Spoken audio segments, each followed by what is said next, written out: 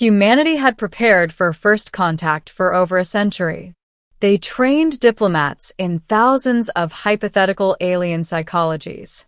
They simulated encounters with hive minds, energy-based intelligences, machine civilizations, and species that communicated entirely through mathematics or pheromones. What they hadn't prepared Daniel for was confidence. Commander Asherel of the Varelian Accord was confident in a way that didn't ask permission from reality. She stood taller than any human on the deck, her elongated form draped in ceremonial armor that shimmered like cooled lava. Her eyes, 4 of them, arranged symmetrically, were calm, focused, and utterly certain. Daniel had been selected as lead envoy because he was unremarkable. That was the point. No strong ideological leanings. No religious affiliation. No military background beyond basic training. He was a cultural analyst, someone who listened more than he spoke. The Varelians had contacted humanity after observing them for decades, impressed by their adaptability and alarmed by their unpredictability. The first meeting had gone well. Too well in hindsight. They shared data. They exchanged histories. They spoke of trade routes and mutual defense against the expanding Kale expanse. And somewhere between Daniel explaining human governance structures and Asherel describing Varelian lineage hierarchies, something had gone catastrophically wrong. The declaration. It happened during a formal review of human leadership models. Daniel had explained that humans did not rule by bloodline, but by consent, temporary authority granted through complex social contracts. Asherel had listened intently, her crest shifting in subtle patterns. Your species entrusts power to those who prove adaptive, she said. You value resilience over origin. Yes, Daniel replied carefully. Ideally. That was when she stepped forward. Her hand, warm, scaled, and far heavier than it looked, pressed flat against his chest.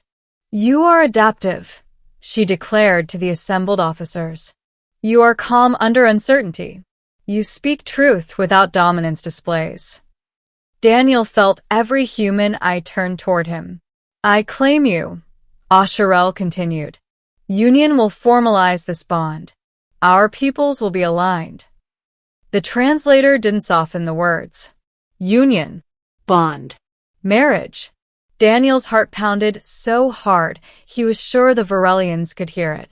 This is a misunderstanding, he said, voice steady through sheer effort. I don't have the authority to. Authority is irrelevant, Asherel replied. Symbolism is not. The middle, when refusal isn't simple. Emergency diplomatic sessions followed. Human command nearly pulled Daniel from the ship immediately, but the Varelians made it clear. Removing the claimed individual would be interpreted as a deliberate insult. To them, the declaration wasn't romantic. It was structural. Marriage, in Varelian culture, was not about affection. It was about alignment. When two entities demonstrated exceptional compatibility in values and cognition, union was proposed to stabilize future interaction. Daniel wasn't being chosen as a partner. He was being chosen as an anchor. Anthropologists back on Earth argued furiously. Lawyers demanded clarification. Politicians panicked. Daniel remained on the ardent horizon, now under what the Varelians called protective claim. Asherel treated him with formal respect. She did not invade his space again. She did not touch him. She simply expected him to remain. You may refuse, she told him during a private exchange, but understand consequence. What consequence? Daniel asked. Our accord will conclude that humanity rejects alignment, she said. We will withdraw. Others will not.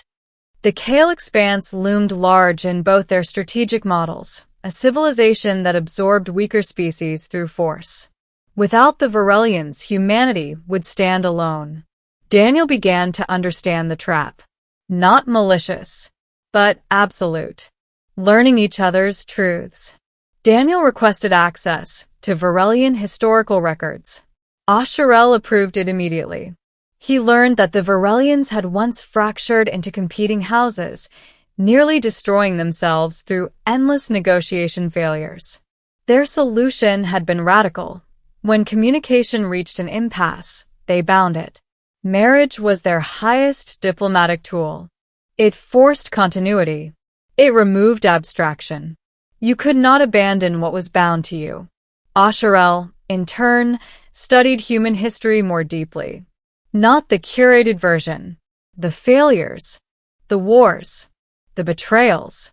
You are a species that survives its own mistakes, she observed. That is rare. Daniel laughed bitterly. We're very good at making them. Then binding stabilizes you, she said simply. For the first time, Daniel realized she wasn't trying to dominate humanity. She was trying to protect it using the only framework her people trusted. The choice. Weeks passed. The pressure mounted. Earth's leadership sent a final directive. Do not consent. The risks were too great. The precedent too dangerous. Daniel read the message alone in his quarters, staring at the reflected stars.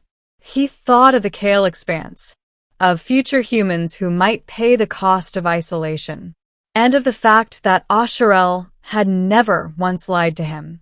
He requested a final audience. The ending. Redefining union. They met in the observation chamber, stars stretching endlessly beyond the viewport.